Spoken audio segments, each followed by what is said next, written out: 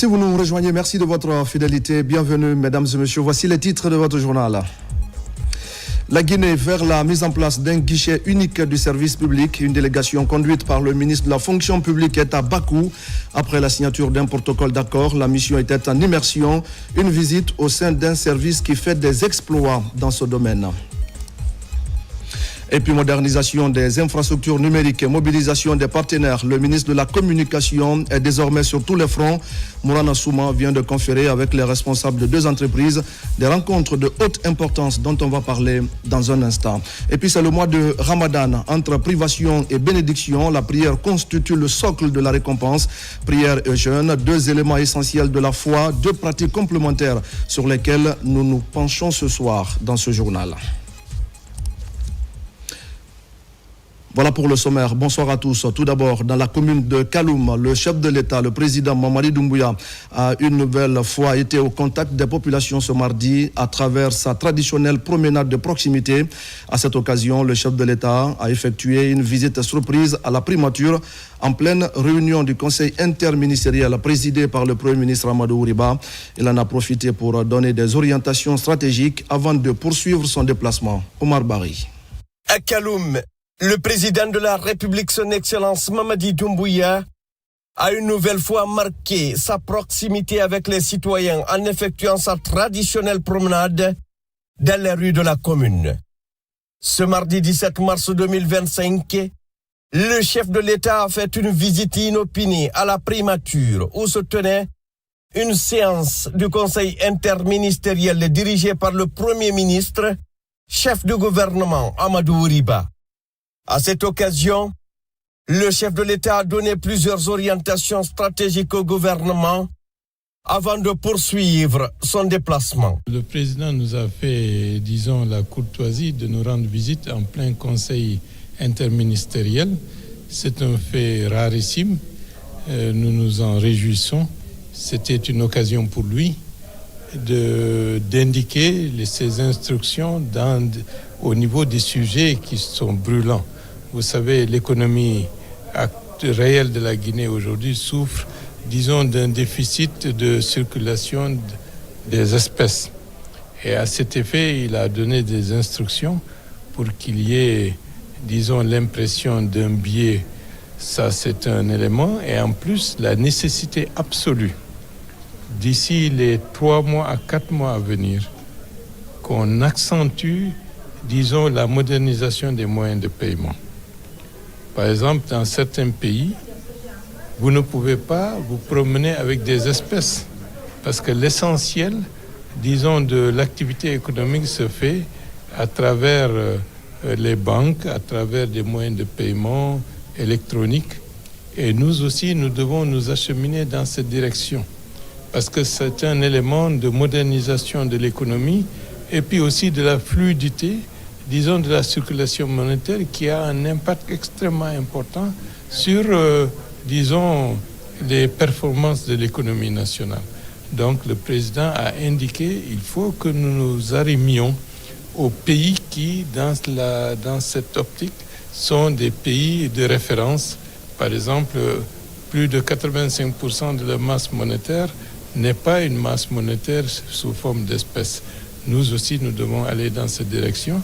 Et le gouverneur de la Banque centrale, ainsi que le ministre de l'économie, des finances et du budget, ne manqueront pas, dans les jours à venir, le plus rapidement possible, de faire une communication centrée sur cette question de rareté des espèces dans le circuit économique de notre pays dans la phase actuelle. On résolvera le problème avec l'assentiment et la participation de tous les acteurs économiques. Accompagné du ministre secrétaire général de la présidence, le général Amara Kamara, le président de la République s'est ensuite dirigé à pied vers le marché Niger, en passant par la Banque centrale et le commissariat central de Kaloum.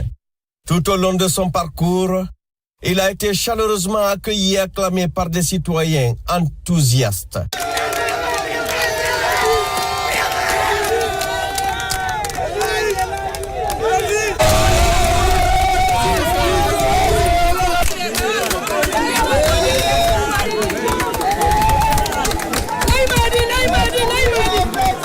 Par cette démarche, Le président de la République, son Excellence Mamadi Doumbouya, réaffirme sa volonté de rester très proche des populations et à l'écoute de leur réalité quotidienne. Merci à Oumar Barry. Et puis, mesdames et messieurs, vous vous souvenez, c'était en février dernier à Washington, le secrétaire d'État américain Marco Rubio a présidé la première réunion ministérielle dédiée aux minéraux critiques.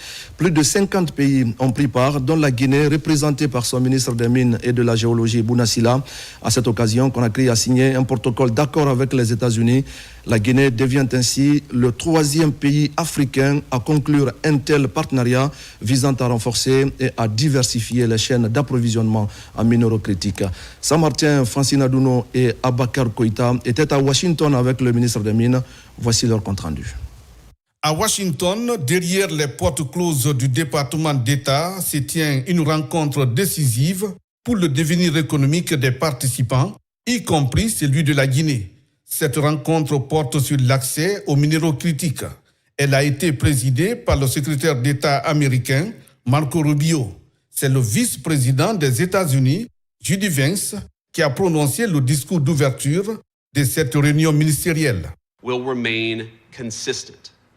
Over time, notre objectif dans cette zone est de créer des pôles de production diversifiés, des conditions d'investissement stables et des chaînes d'approvisionnement protégées contre les perturbations extérieures dont nous avons déjà parlé. Pour ceux qui choisissent d'y adhérer, nous offrons une base essentielle permettant d'accéder au financement privé ainsi qu'un accès sécurisé aux approvisionnements en minéraux critiques dont votre nation pourrait avoir besoin en cas d'urgence ou d'imprévu, en réglementant les importations afin de préserver une concurrence libre et équitable au sein de la zone commerciale préférentielle.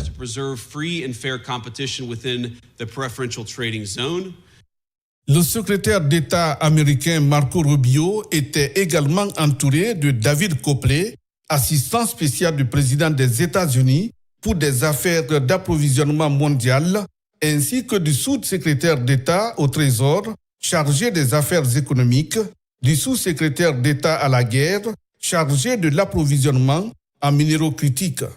D'autres personnalités ont tour à tour pris la parole, tels que le secrétaire d'État à l'énergie, Chris Wright, le secrétaire d'État au Trésor, Scott Bensey, le président de Export-Import Bank des États-Unis, John Jovanovic, le représentant d'IFC, l'Agence internationale de financement, et de plusieurs autres participants, ce qui dénote de l'importance stratégique de cette réunion ministérielle qui a réuni 55 États, dont la République de Guinée. Les pays présents à cette réunion représentent environ 40% du PIB mondial. Il s'agit entre autres du Japon, de l'Allemagne, de l'Angleterre, du Canada, de l'Inde, de l'Argentine, de la Corée du Sud, de Singapour, de la Malaisie, de l'Arabie Saoudite, du Qatar et 6 pays africains dont la Guinée, représentés à ces rendez-vous par le ministre des Mines et de la Géologie. La participation de notre pays à cette importante réunion est une marque de la confiance que le monde entier, notamment les États-Unis d'Amérique, accordent à la politique qui est menée par le président de la République. Notre participation à cette réunion s'inscrit dans le cadre de l'initiative FORGE, qui est une initiative du gouvernement américain qui s'appelle Forum for Ore and Resources Geostrategic Engagement. Cela veut dire quoi? C'est comment permettre un meilleur accès du monde aux minéraux critiques. C'est quoi les minéraux critiques? C'est tous les minéraux qui rentrent dans la transition énergétique, qui rentrent dans la haute technologie, mais également dans l'électronique de défense. La Guinée étant un grand pays minier, mais également un pays considéré comme un allié des États-Unis depuis notre indépendance, il ne faut pas oublier que le premier investissement dans le secteur minier guinéen, en 1963, avec la CBG, ça a été un investissement américain. Et c'est dans cette même vision de diversification de l'investissement minier en Guinée que le président de la République, dans le cadre du projet Simandou, vous vous souviendrez, il a exigé que les locomotives soient américaines, que la signalisation soit européenne. Ça permet, et les wagons chinois et la construction par les Chinois. Donc ça permet d'avoir une meilleure diversification des partenariats pour assurer l'indépendance de la politique minière du pays, mais également permettre au pays de bénéficier des meilleures retombées. Toutes ces initiatives permettront de drainer plus d'investissements en Guinée.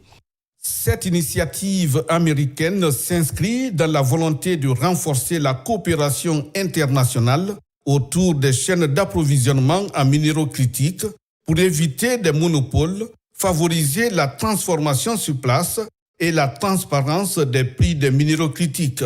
Pour ce faire, le gouvernement américain a mis d'importants fonds destinés au financement des projets de recherche et d'exploitation des minéraux critiques, compte tenu de la confiance que la Guinée incarne grâce à la politique du président de la République, son Excellence Mamadi Doumbouya.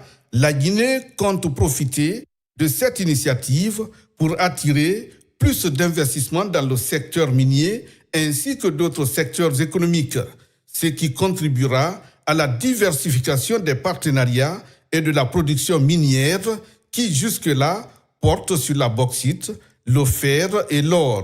Les minéraux critiques tels que le cobalt, le cuivre, le lithium, les terres rares, le gallium sont nécessaires à l'industrie de la haute technologie, de la défense et de la transition énergétique. Il est donc indispensable, voire crucial, pour notre pays d'attirer davantage d'investissements dans la recherche de ces minéraux critiques pour leur transformation sur place. This critical minerals ministerial is off to a great start. Ce sommet ministériel sur les minéraux critiques a très bien démarré. Nous comptons 55 partenaires engagés ou en cours d'adhésion. L'objectif est clair, garantir des chaînes d'approvisionnement mondiales fiables en minéraux critiques ainsi qu'en matériaux transformés et finis.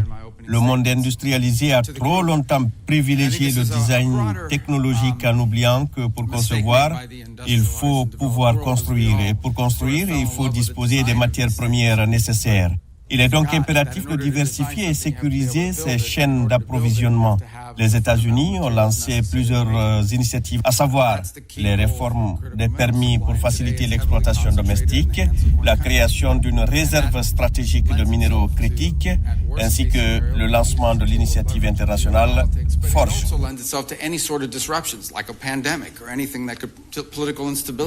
C'est cette politique de transformation chère à son Excellence, le président de la République, M. Mamadi Doumbouya, qui est mise en œuvre aujourd'hui à travers le lancement, depuis l'indépendance de notre pays, des travaux de construction de 2 raffineries en 2025 pour la transformation de la bauxite en alumine. La fin des travaux de ces 2 projets est prévue en décembre 2027 et décembre 2028. D'autres projets de transformation seront lancés cette année pour que les chaînes de valeur soient en Guinée et que nos mines soient le catalyseur pour le développement des autres secteurs de l'économie nationale, notamment de l'industrie. Tous les acteurs étaient représentés, y compris aussi la plupart des pays membres de l'OCDE, le Japon, l'Union européenne, représentés par Stéphane Séjourné, l'ancien ministre des Affaires étrangères de la France. Le monde était présent à cette réunion et notre pays a fait entendre sa voix. Compte tenu de l'importance stratégique que notre pays occupe sur la scène mondiale, il était extrêmement important d'être présent à cette réunion. Notre participation a été l'occasion de décliner la vision du président de la République concernant le développement du secteur minier qui est basé aujourd'hui sur la transformation sur place des produits miniers. Et dans le cadre des minéraux critiques, il y a un accord qui a été signé avec le gouvernement américain pour travailler avec le gouvernement américain pour qu'il y ait beaucoup plus de recherche pour identifier les minéraux critiques qui se trouvent dans notre sous-sol afin de pouvoir les transformer sur place et servir et faire de la Guinée un des fournisseurs mondiaux des minéraux critiques mais transformés sur place pour plus de chaînes de valeur. Et quand on prend la position géographique de la Guinée, nous avons un avantage comparatif par rapport aux autres pays. Nous faisons face à l'océan Atlantique. Les États-Unis font face à l'océan Atlantique. En tout cas, les centres décisionnels des États-Unis font face à l'océan Atlantique, et New York, Washington et autres. Ça fait que sur le plan logistique, on est bien positionné pour être un des grands fournisseurs des États-Unis d'Amérique, mais également de l'Europe et des autres pays comme le Japon, y compris l'Afrique, parce qu'il faut considérer que l'Afrique, dans la vision du président, c'est de faire de la Guinée un hub industriel qui sera un fournisseur important de matières transformées en produits semi-finis, mais également en produits finis pour accélérer le développement industriel de notre pays, qui est le pilier 1 du programme Simandou 2040. En marge de la réunion ministérielle, la délégation guinéenne a eu des échanges fructueux avec les représentants du gouvernement américain. Sous l'impulsion de son Excellence Mamadi Doumbouya, un partenariat stratégique lie désormais nos deux pays. Will be Guinea. May I invite Minister Muna Sila, Minister of Mines, Your Excellency.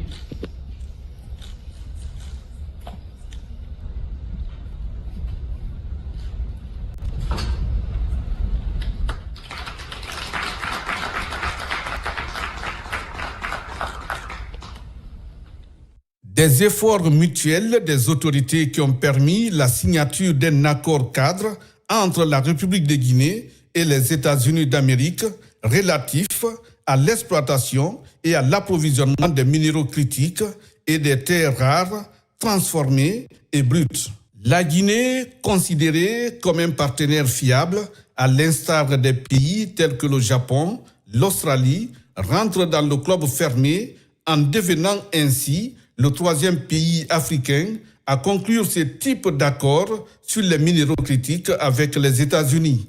Cet accord permettra d'attirer des investissements américains pour une meilleure diversification de l'exploitation et de la transformation minière en Guinée et profiter des chaînes de valeur pour entamer l'industrialisation du pays conformément au programme Simandou 2040.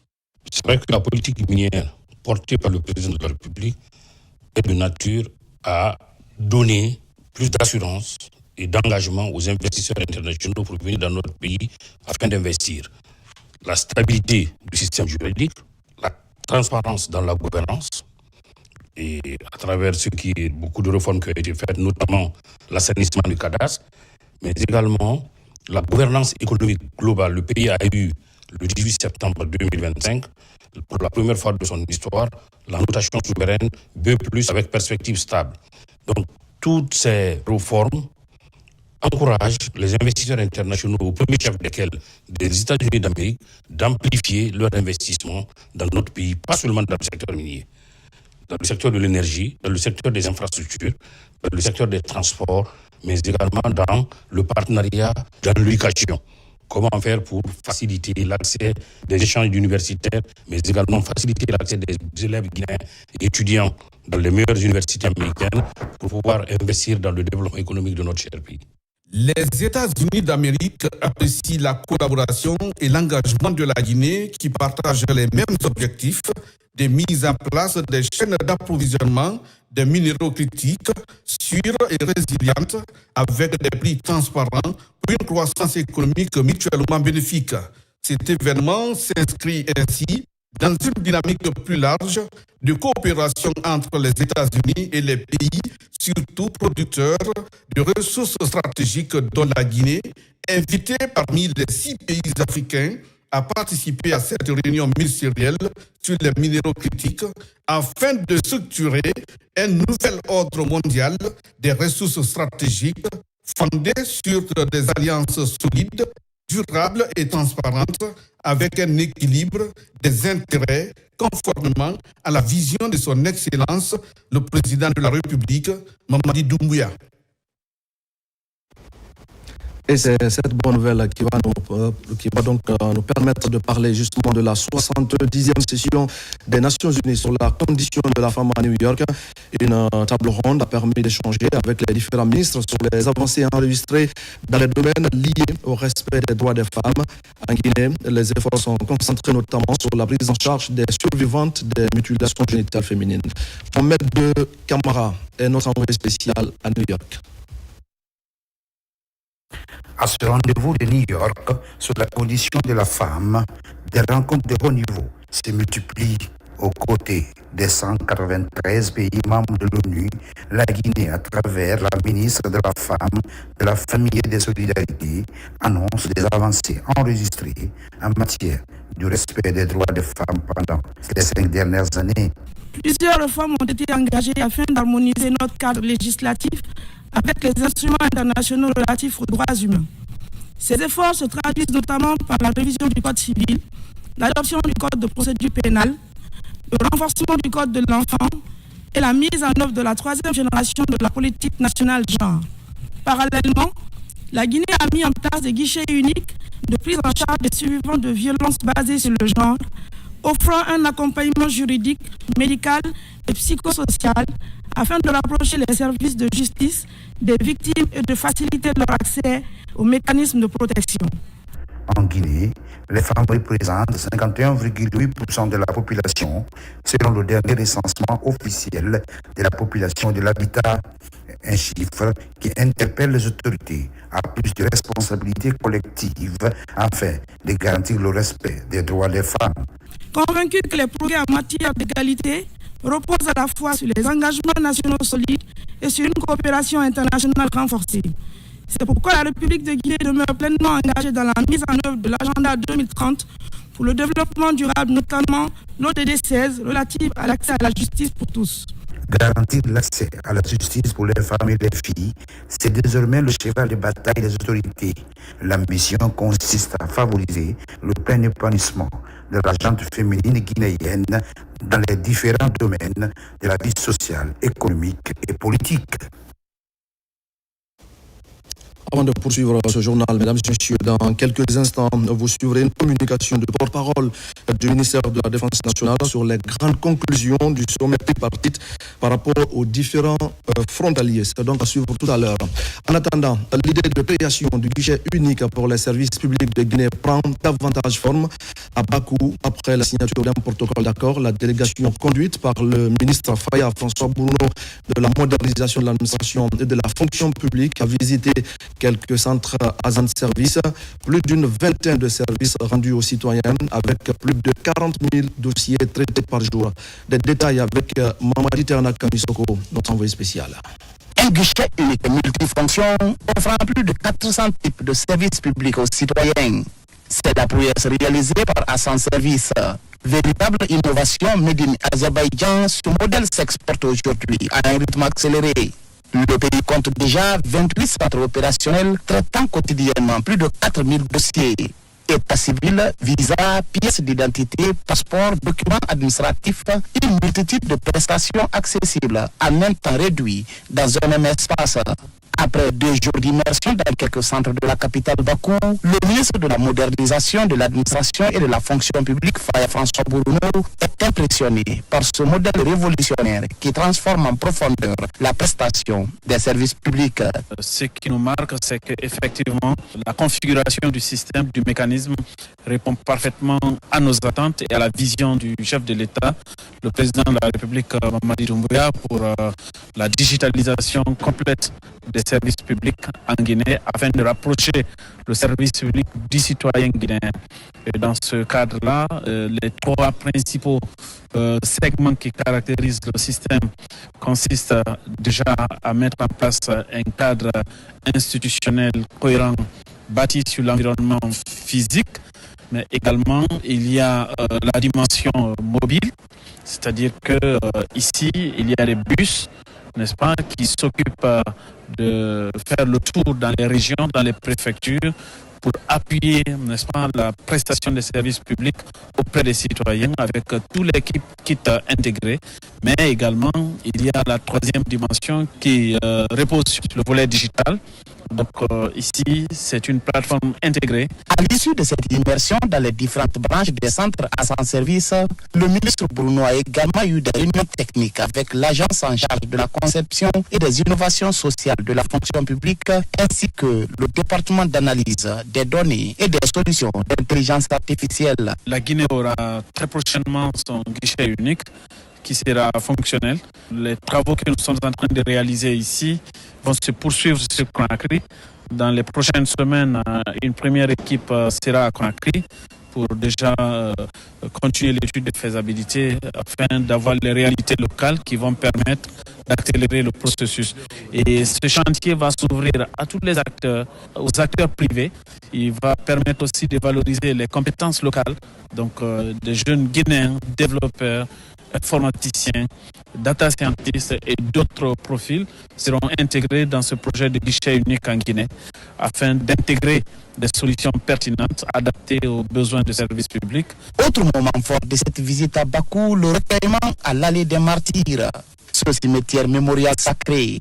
Avec sa flamme éternelle et des tombes en marbre, le ministre s'est plié à la tradition par le traditionnel dépôt des fleurs. La délégation s'est ensuite rendue au Victory Park. Cet attachement au symbole fort du pays illustre la volonté commune de la Guinée et de l'Azerbaïdjan de bâtir une coopération durable et ambitieuse. Et pendant ce temps, ici en Guinée, je le disais au sommaire, le ministre de la Communication, de l'économie numérique et de l'innovation multiplie les rencontres stratégiques en vue de moderniser les infrastructures numériques et d'attirer des partenaires de premier plan. Le week-end dernier, Mourana Souman a rencontré deux entreprises basées pour l'une à Dakar et l'autre en principauté de Monaco. Il a également engagé un dialogue constructif avec la Fédération syndicale autonome des télécommunications.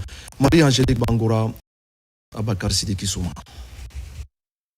C'est une dynamique qui pourrait marquer un véritable tournant pour le numérique en Guinée. Network Tech International, entreprise monégasque forte de plus de 40 ans d'expertise dans les télécommunications, explore avec les autorités guinéennes les bases d'un partenariat structurant.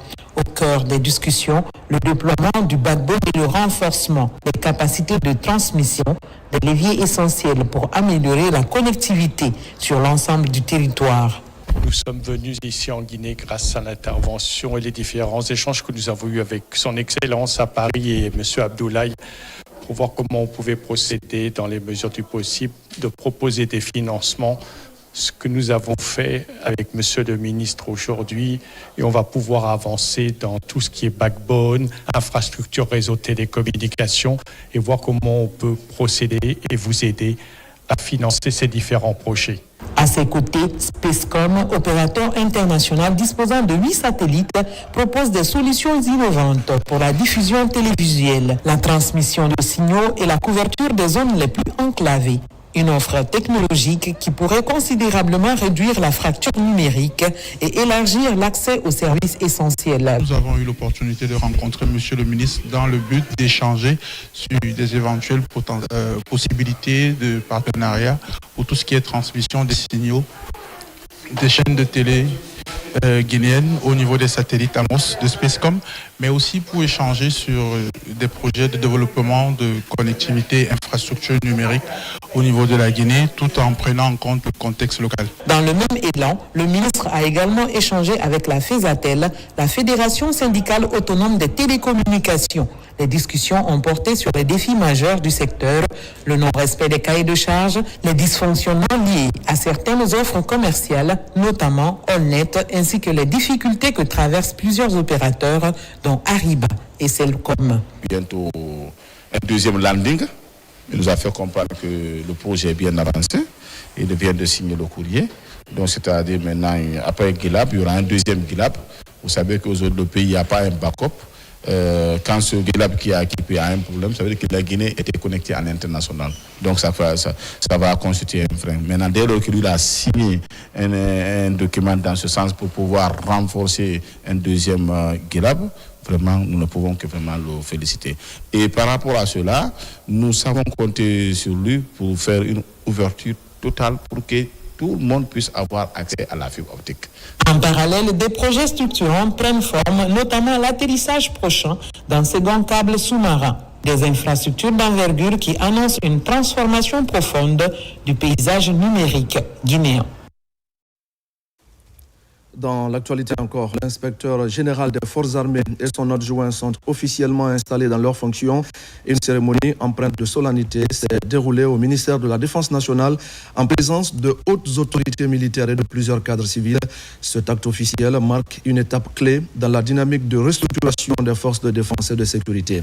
On fait le point avec adjudant-chef Oumar Kamara, correspondant de la presse militaire. Voici le nouveau visage du commandement de l'inspection générale des forces armées guinéennes. Le général de brigade Sena Camara, jusque-là inspecteur général adjoint des forces armées, prend les rênes de cette importante structure de commandement militaire. Il est secondé dans cette fonction par le général de brigade Boubacar Bari, ancien commandant du bataillon d'infanterie de Koundara. Une cérémonie d'installation empreinte de solennité est présidée par le directeur de cabinet du ministère de la Défense nationale, en présence de la haute hiérarchie militaire, de proches collaborateurs ainsi que des membres de leur famille. Officiers, sous-officiers et militaires d'Iran, au nom de Monsieur le Président de la République, chef de l'État, chef suprême des armées, et en vertu des pouvoirs qui me sont conférés, vous reconnaîtrez désormais comme inspecteur général des forces armées guinéennes le général de brigade Sena Camara et comme inspecteur général adjoint le général de brigade Boubacar Bari. Vous leur obéirez en tout ce qu'ils vous commanderont pour le bien du service, l'exécution des règlements militaires et l'observation des lois dans l'intérêt supérieur de la nation. Prenant la parole, les nouveaux inspecteurs généraux des forces armées guinéennes ont exprimé leur gratitude au président de la République, commandant en chef des forces armées, Mamadi Doumbouya, et aux autorités militaires pour la confiance placée en eux. Ils ont rappelé le rôle de cette structure chargée d'évaluer et de contrôler l'organisation et le fonctionnement de l'armée. Je tiens à exprimer très sincèrement ma profonde gratitude à son Excellence, Monsieur le Président de la République, chef de l'État, commandant en chef des armées, Mamadi Doumbouya, qui, pour la 4e fois, a bien voulu renouveler sa confiance à ma modeste personne, en me nommant inspecteur général des forces armées guinéennes. À cet égard, j'accueille cette nomination avec beaucoup d'humilité, mais aussi avec une conscience aiguë des responsabilités qui en découlent. Tous élevés à la dignité et à l'appellation de général de brigade le vendredi 6 mars 2026 par un décret présidentiel. Les généraux de brigade Sena Camara et Boubacar Bari sont issus de l'école militaire interarmée EMIA Guinée. Ils sont respectivement diplômés de l'école de guerre de Chine et de Yaoundé au Cameroun. La ville de Kankan, au cœur d'une journée de vulgarisation de la nouvelle loi portant prévention, prise en charge et protection des personnes vivant avec le VIH. Elle est initiée par le secrétariat exécutif de lutte contre le sida pour faciliter la compréhension auprès des victimes. Une démarche porteuse d'espoir pour aussi mettre fin à la stigmatisation et à la discrimination. Diamo Kaba, compte rendu. Au secrétariat exécutif du Comité national de lutte contre le sida, pas de repos pour renforcer la riposte. À Kankan, les acteurs se retrouvent autour de la nouvelle loi portant sur la prévention, la prise en charge et la protection des personnes vivant avec le VIH. Chantier du jour, vulgariser le contenu du texte pour assurer la protection juridique et le respect des droits des victimes. C'est une nouvelle loi qui comprend beaucoup de volets, tout ce qui est lié à la confidentialité, lié à la prévention, lié au dépistage du VIH-Sida, le traitement du VIH-Sida. Nous voulons faire passer ça à l'intention de la population. Nous comptons sur tous les acteurs afin qu'ils nous aident à faire comprendre à la population qu'il y a une nouvelle loi et nous aider à l'applicabilité de la dite loi. Les membres du Comité national de lutte contre le sida et leurs partenaires se donnent la main à Abaya pour une fois encore mettre fin à la stigmatisation et la discrimination des personnes vivant avec le VIH-Sida. La chaîne pénale est impliquée pour faciliter l'application de la nouvelle loi sur le terrain. C'est une bonne chose parce que après la vulgarisation, j'ai l'espoir qu'il y a beaucoup de comportements qui vont changer. Du côté du personnel soignant, du côté de la population lambda. On avait l'habitude de faire des choses qu'on ne connaissait pas, qu'on ne savait pas que c'était condamnable. Mais après la vulgarisation, tout ça là va s'arrêter. Ça veut dire aujourd'hui que la loi, ce n'est plus un handicap pour une personne séropositive d'être détenteur d'un emploi, de travailler ou d'être exclu dans un établissement scolaire. Des ambitions communes sont partagées pour mettre fin aux inégalités et agir pour vaincre le sida dans la savane guinéenne. Merci à Diamo Kaba. À l'occasion du mois de Ramadan et de la période de carême, le ministère des Affaires étrangères a rassemblé le corps diplomatique accrédité en Guinée autour d'un dîner collectif de rupture du jeûne. Une initiative placée sous le signe du dialogue, du partage et de la convivialité entre les nations.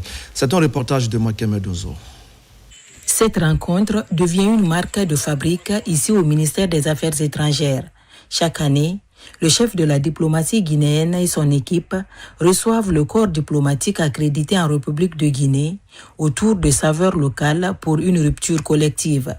Au-delà de l'aspect religieux, c'est surtout un moment précieux d'échange sur des questions comme le renforcement de la coopération bi- ou multilatérale. L'esprit de fraternité se consolide mieux dans la détente et la convivialité. Tout d'abord, j'aimerais remercier Monsieur le ministre de nous avoir conviés à cette rupture du jeûne, qui est aujourd'hui une tradition depuis 2-3 ans. C'est une opportunité pour nous de nous asseoir ensemble, tous diplomates et représentants du corps diplomatique, autour de mets guinéens préparés pour la rupture du jeûne dans la tradition musulmane. Donc, c'est une opportunité aussi pour échanger, de discuter et de partager certaines impressions durant le mois du Ramadan. C'est une occasion pour nous, les diplomates accrédités en Guinée, d'avoir un moment convivial avec des gens qui sont nos partenaires étroits. Nous sommes ici pour appuyer la Guinée et notre porte d'entrée naturelle, c'est le ministère des Affaires étrangères. Donc on va être vraiment merci beaucoup à Monsieur le ministre et son équipe. Au-delà de la dimension spirituelle liée au Ramadan et au carême, ce dîner symbolise également l'engagement du gouvernement guinéen à renforcer le dialogue diplomatique et la solidarité entre les nations, car favoriser les échanges informels afin de contribuer à approfondir la compréhension mutuelle entre les différents acteurs de la scène diplomatique est le souhait du ministère des Affaires étrangères. Nous savons que dans ce pays, il y a une très bonne entente entre les chrétiens et les musulmans. Et c'est pourquoi nous avons généreusement accepté de venir participer à cette rupture du jeûne. Que Dieu bénisse cette coopération entre les musulmans et les chrétiens et que cette entente demeure pour le bien de ce pays. Ce rendez-vous annuel témoigne ainsi de la volonté des autorités guinéennes à faire de la diplomatie un espace de dialogue, de respect et de collaboration dans l'intérêt du développement et du renforcement des relations internationales. Et qui parle particulièrement de l'islam, parle de prière, deuxième pilier de cette religion monothéiste. La prière constitue, selon les religieux, un élément qui accompagne tous les aspects de la pratique islamique, notamment le jeûne. Alors cette question, quel est le poids de la prière dans la récompense du jeûne? Une de nos équipes est allée à la rencontre d'un imam qui apporte la lumière à la compréhension de ce sujet d'actualité. Abdul Karim Kamara. Dans le quotidien du musulman, une proclamation quotidienne de l'unité de Dieu. Ce rappel spirituel marque le début de la prière, pilier des piliers de l'islam. Ceci étant, l'islam dit que le poids de cette prière dans la récompense du jeûne occupe une place centrale. L'accomplissement des différentes prières pendant le Ramadan agit comme un multiplicateur de mérite. L'islam ne peut pas aller sans la prière. La prière accompagne le jeûne, la prière accompagne le monde, la prière accompagne le pèlerinage. Mais tu verras que le jeûne n'accompagne pas la prière. Parmi les 12 mois, on n'a qu'un seul mois pour le jeûne. Mais durant toute l'année ou toute sa vie, la prière, elle est obligatoire. Donc vous voyez combien de fois la prière a le poids. Le prophète dit sallallahu alayhi wa sallam, la différence qui est entre le musulman et le mécréant, c'est la prière. C'est lui qui ne prie pas, il est mécréant. En termes clairs, prier pendant le Ramadan avec foi et sincérité conduit au pardon des péchés antérieurs. Et les points clés concernant le poids de la prière durant ce mois sont entre autres veiller les nuits, prier en commun, qui plus est, les prières dans le dernier tiers de la nuit. Forcément, tu ne peux pas prier durant toute ta vie sans faire des erreurs, sans faire des fautes. Pour corriger ces erreurs et ces fautes-là, c'est les nafs-là qu'on prend, on corrige tes prières obligatoires. Et s'il se trouve que toi, tes nafs-là même ne sont pas bonnes, comment les prières obligatoires vont t'aider à l'au-delà pour avoir le paradis? On sait qu'après le Ramadan, beaucoup de fonctionnaires, beaucoup de travailleurs, beaucoup de fidèles musulmans ne respectent pas les prières obligatoires surtout. Dieu nous a donné ce mois-là pour qu'il nous pardonne tout ça. Certes, les récompenses issues de ta prière, ton jeûne et ton aumône t'appartiennent, mais l'obéissance appartient à Allah. Par-dessus tout, l'islam n'encourage pas l'adoration, notamment la prière d'un fidèle qui agit en solo pendant le Ramadan. Le serviteur est récompensé en fonction de ce qu'il fait, en fonction de ce qu'il donne. Et lui qui aime jongler, il ne respecte pas les heures de la prière. La récompense est minime. Si toi tu restes à la maison, durant tout ce mois, et tu restes à la maison et l'imam dirige la prière de Isha qui est une obligation, et tu viens aussi, la nafila, tu trouves que l'imam est à la fin, tu pries avec le groupe et tu te retournes à la maison. C'est comme si tu es en train de se tromper soi-même. Tu veux le paradis, mais ce qui donne le paradis, tu fais le contraire. Et dans ce mois-là, on doit s'éloigner de la paresse. Le prophète sallallahu alayhi wa sallam, parmi ses invocations, il demandait à Allah, Dieu, préserve-moi contre la paresse. On encourage tout le monde de laisser la maison, venir prier à la mosquée en groupe, avec les fidèles musulmans, c'est ce qui est encore plus récompensé. En substance, que ce soit le Ramadan ou en dehors du Ramadan, la prière est considérée en islam comme la clé du bien-être ici-bas et dans l'au-delà. Au même moment, l'association des lauréats 2005 intensifie ses actions de solidarité en faveur des communautés religieuses et des personnes les plus vulnérables. Ses membres ont récemment procédé à une importante distribution de vivres destinés aux fidèles chrétiens ainsi qu'aux enfants orphelins. Dans le même élan, plusieurs tonnes de ciment ont été offertes pour soutenir la construction de mosquées dans la capitale. C'est un reportage signé Morla Issouma et Marwan Kamara. La paroisse Saint-Cyprien de Dixine et l'orphelinat Regina Maris de Kipi constituent la première étape de cette distribution. Bras chargés de vivres, mais aussi d'enveloppes symboliques, l'association des lauréats 2005 apporte son soutien pour aider les fidèles durant ce temps de dévotion spirituelle. Un geste qui prend tout son sens en cette période de pénitence et de solidarité. Nous sommes heureux de les recevoir chez nous. Nous disons merci au Seigneur qui nous fait aussi cette surprise. Nous promettons aussi à l'association, tout en les encourageant, nos ferventes prières, que Dieu continue de les soutenir et de leur accorder de multiples grâces. L'association des lauréats de 2005, c'est un honneur et une joie pour nous de les recevoir aujourd'hui. L'année passée aussi, ils étaient là, donc ce n'est pas une première fois. Donc vraiment, ça nous va droit au cœur. Mais l'action ne s'arrête pas à l'aide alimentaire. L'association des lauréats a également ciblé les infrastructures religieuses de la capitale.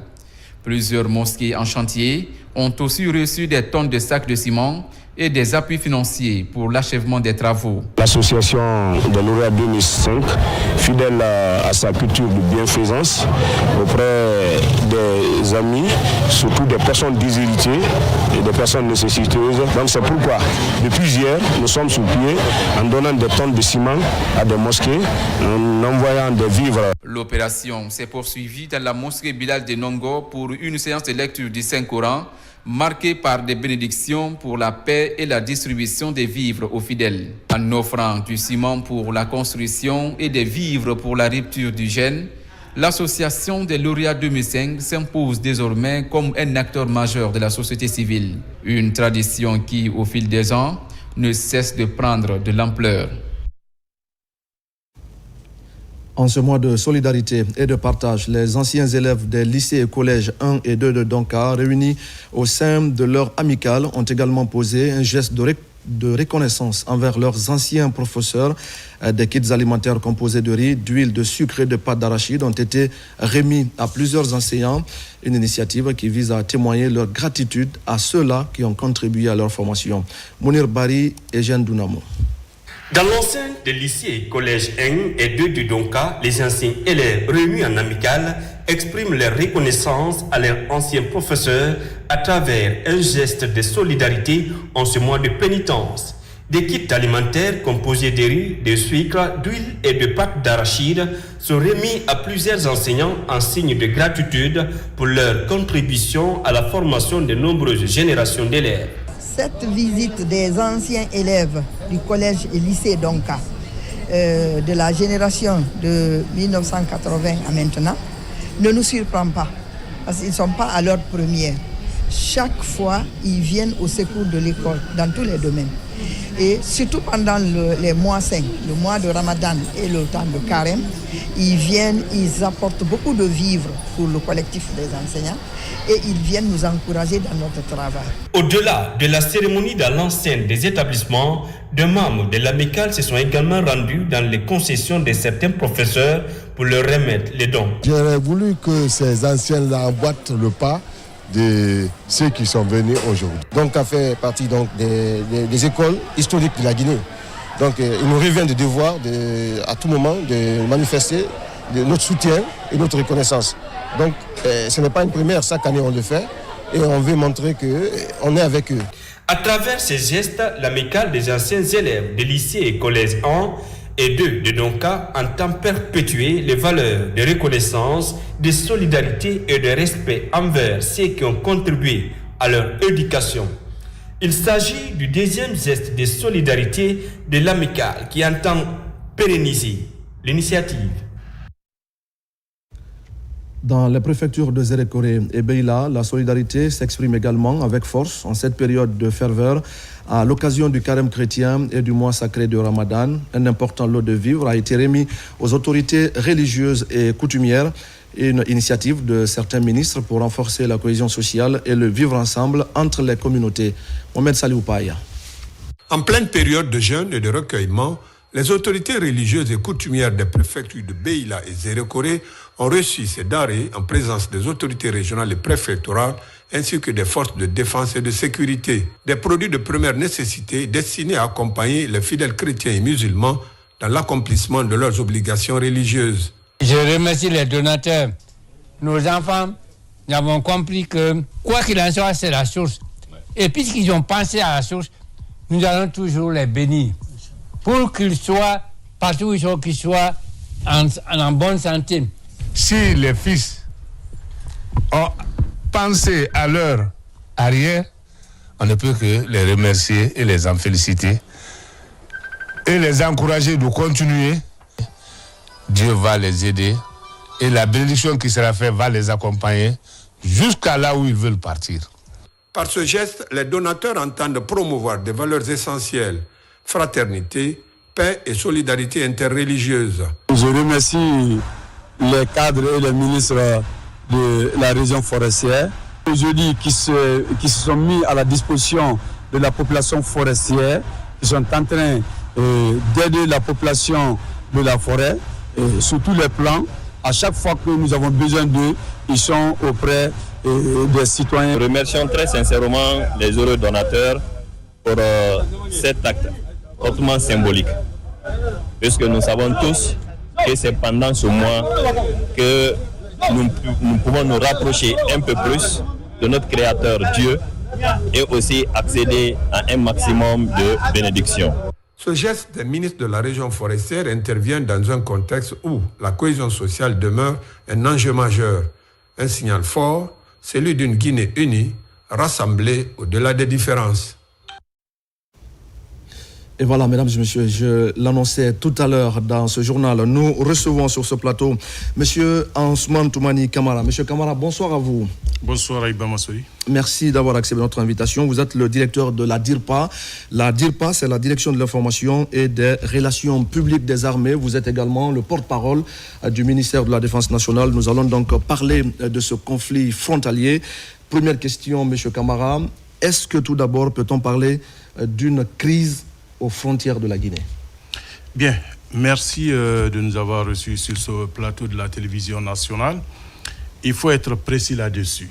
Il n'y a pas de crise entre la Guinée et ses voisins. Il s'agit de simples incidents localisés entre des citoyens qui, depuis des siècles, vivent ensemble, partagent l'histoire, partagent la géographie et la culture.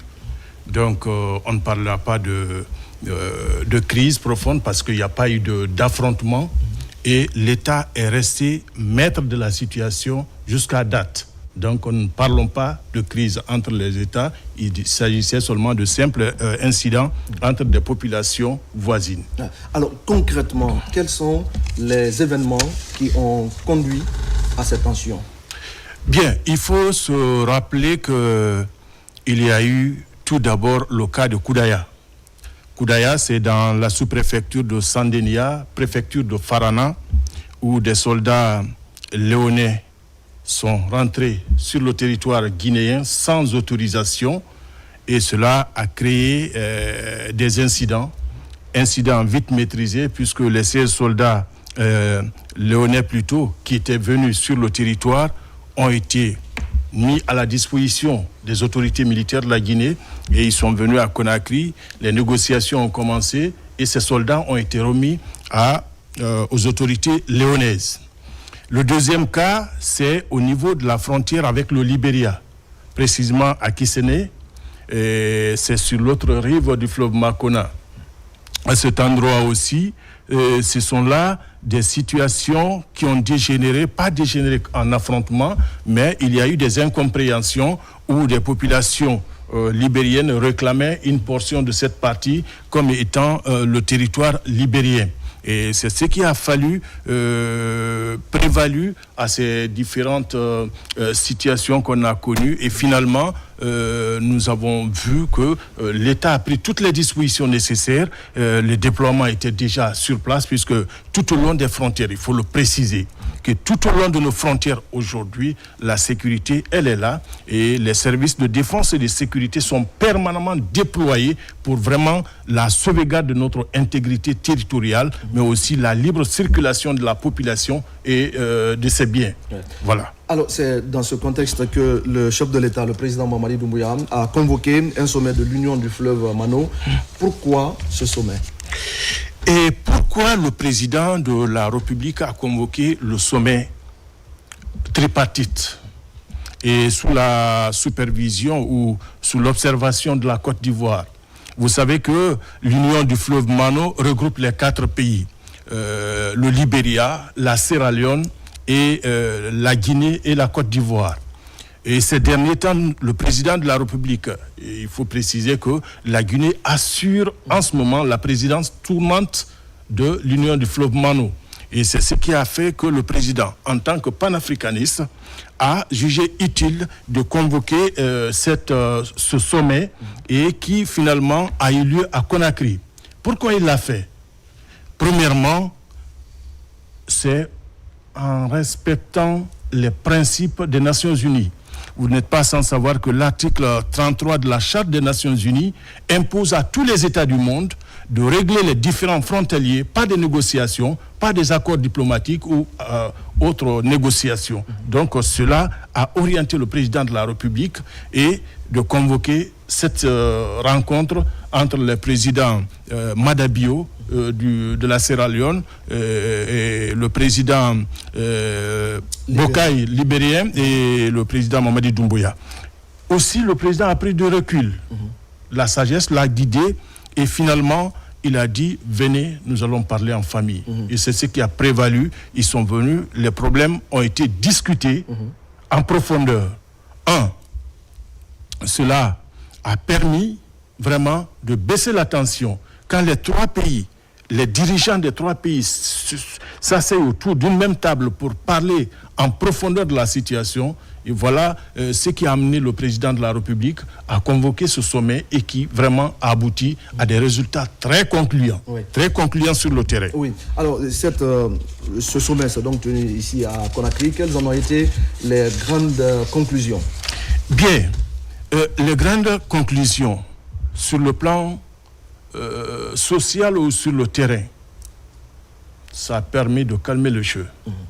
Quand les chefs d'État sont venus, ils se sont parlé de part et d'autre, que ce soit au niveau des frontières entre le Libéria et la Guinée ou entre la Sierra Leone et la Guinée. Cela a permis de baisser la tension et de permettre à la population de dire oui, nous devons écouter nos chefs.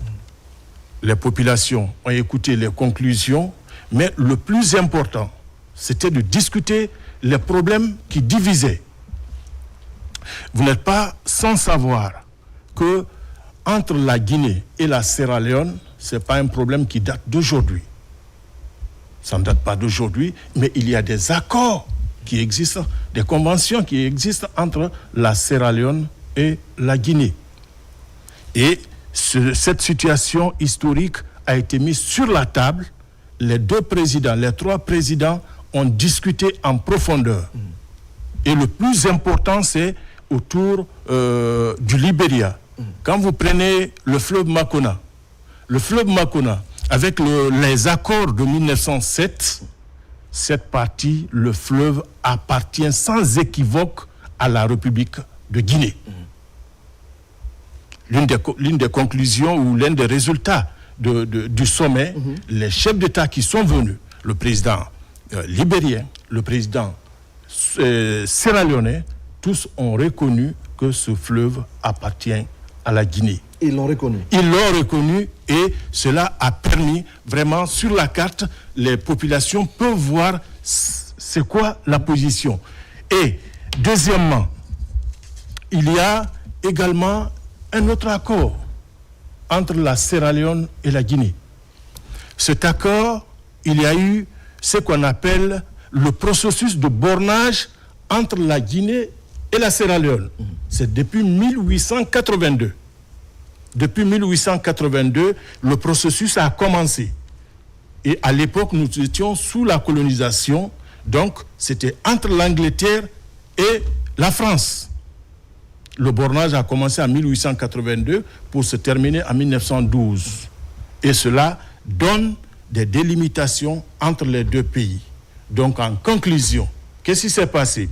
Les chefs d'État léonais, léonais et libériens sont convenus de respecter ces conventions qui attribuent à la Guinée ces zones litigieuses convoitées par ces deux pays, et ils ont reconnu que ce sont là des portions du territoire guinéen. Donc ce soir, M. Camara, on peut affirmer que la Guinée n'a pas perdu de territoire. Il faut se rassurer, il faut le dire ici haut et fort, que avec ces incidents déroulés sur le territoire guinéen, aucune portion du territoire guinéen n'a été ni occupée, ni cédée à quelque pays que ce soit.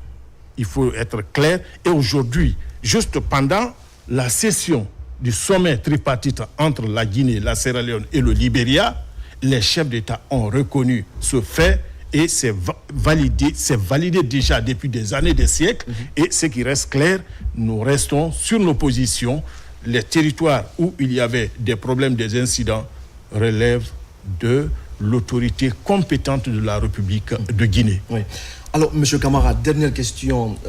Il y a quelques heures, on a suivi ce communiqué de l'état-major général des armées, communiqué qui a donc précisé un retrait progressif du dispositif de défense. Pourquoi cette mesure?